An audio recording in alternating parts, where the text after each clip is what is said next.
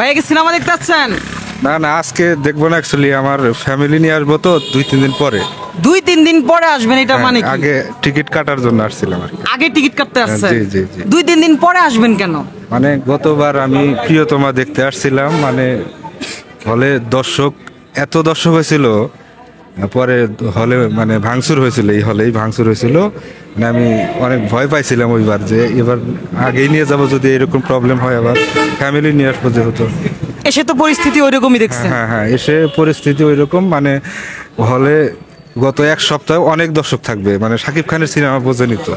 Shakib Khan global star, ওনার cinema হলে মনে করেন কুড়িগ্রাম জেলায় 7 দিন হাউসফুল।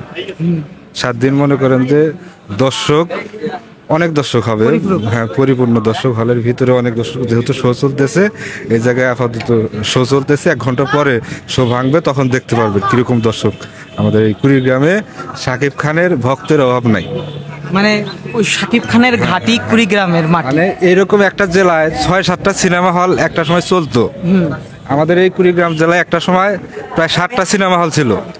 তো এখন সিনেমার মানে ব্যবসা ভালো না, সিনেমা চলে না, যার ফলে সিনেমা হলগুলো প্রায় ভেঙে ফেলছে ভেঙে সব। ফেলছে, হ্যাঁ। এই একটা সিনেমা হলই দাঁড়িয়ে আছে, স্মৃতি।